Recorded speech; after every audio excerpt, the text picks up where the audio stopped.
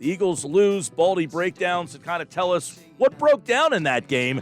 Let's bring him in right now, Brian Baldinger at Baldy Breakdowns. And, of course, he joins us live right here. You can follow him on Twitter at BaldyNFL, hashtag Baldy's Breakdowns. And he's got some interesting breakdowns on Dallas, their defense, which Philly will see. Let's break it down with Baldy right now. Baldy, how you been, pal?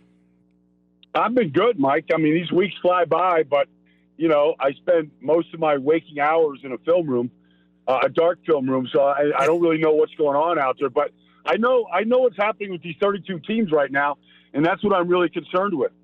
Well, let's look at a couple of these teams. In one, Philadelphia, obviously, they get the 91-yard pass. Kind of break down for us what happened in the red zone down there, because that could have changed the game. They could go up 10-0 if they punched that in there. So what did you see in that 4-play sequence that really, I don't want to say bothered you, but that could have been improved?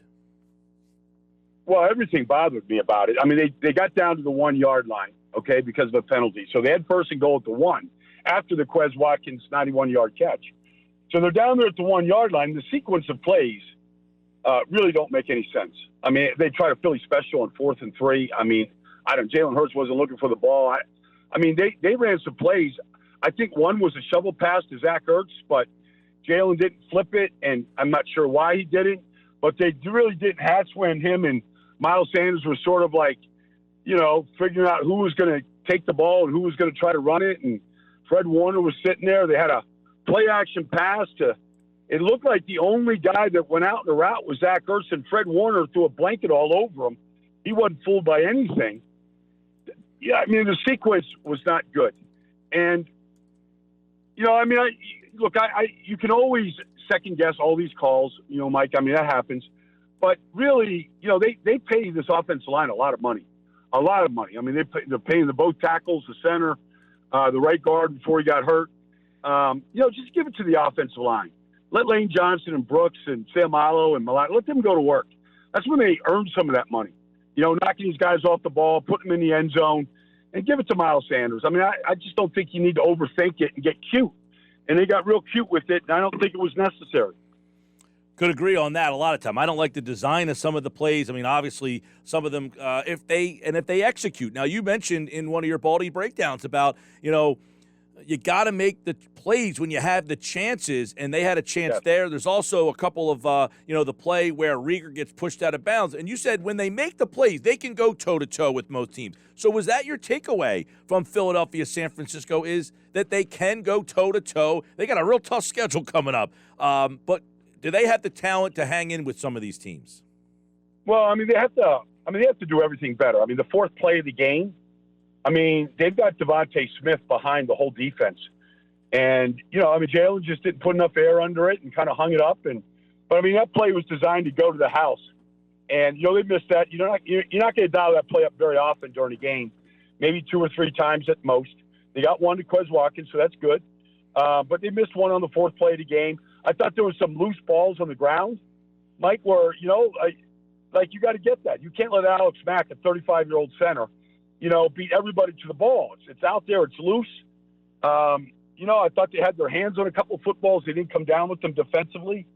They had a couple opportunities. I mean, they had a 97 and a 92-yard drive against them. Now, they played well defensively, but they gave up a 97 and a 92-yard drive.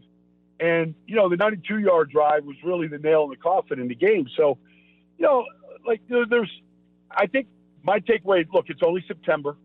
They got a huge game in Dallas on Monday night that can mean a lot. They got to get a lot better in a lot of areas.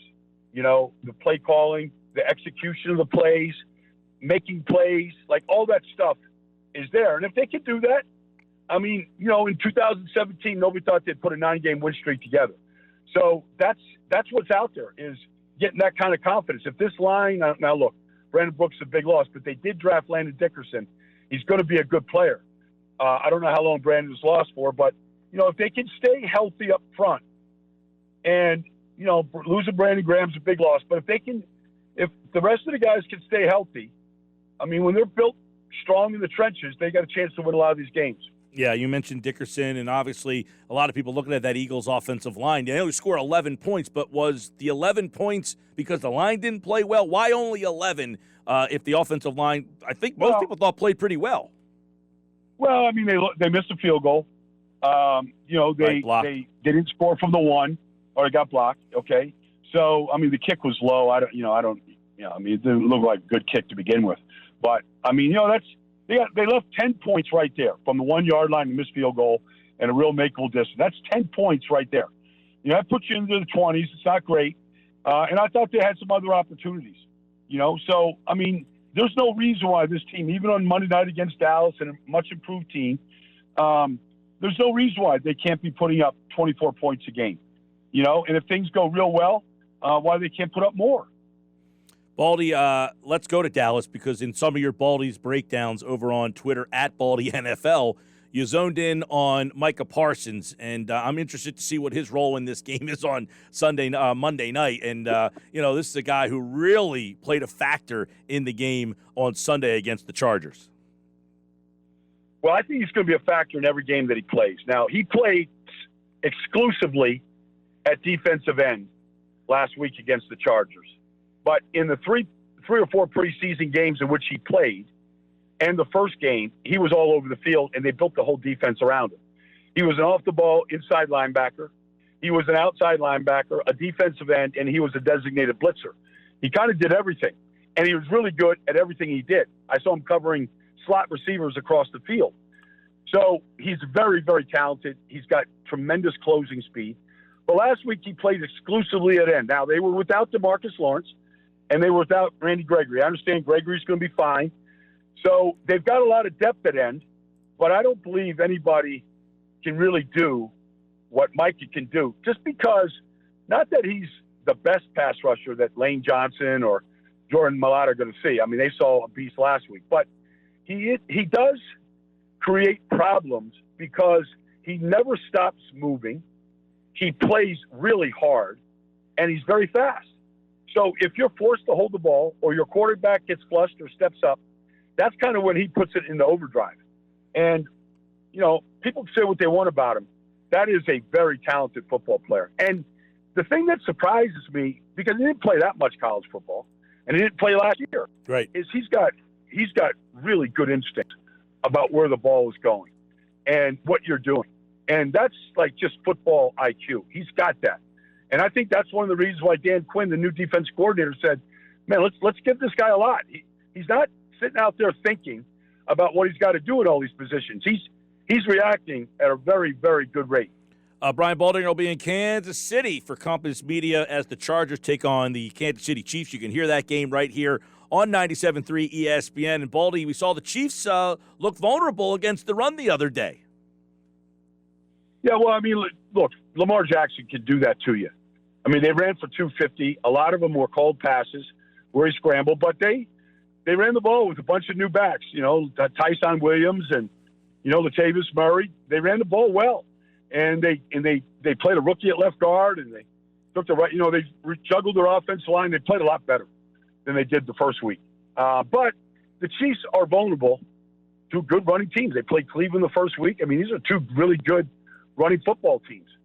So they're vulnerable. Now, I don't think the Chargers run the ball quite like that, but they don't shy away from it. Austin Eckler's a heck of a football player. But they did get, they got some of the playmakers back. You saw it early, with Tyrann Mathieu, a pick six and had another interception. I mean, those guys didn't play week one against Cleveland, Frank Clark. But they've got playmakers. Like they haven't, but they got a rookie middle linebacker. I mean, they've got a lot of things that aren't right yet that can be exploited for sure.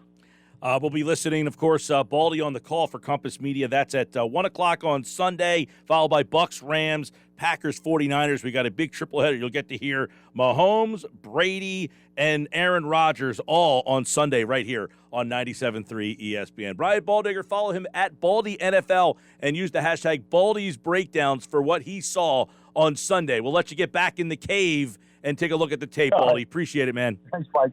Yep, anytime.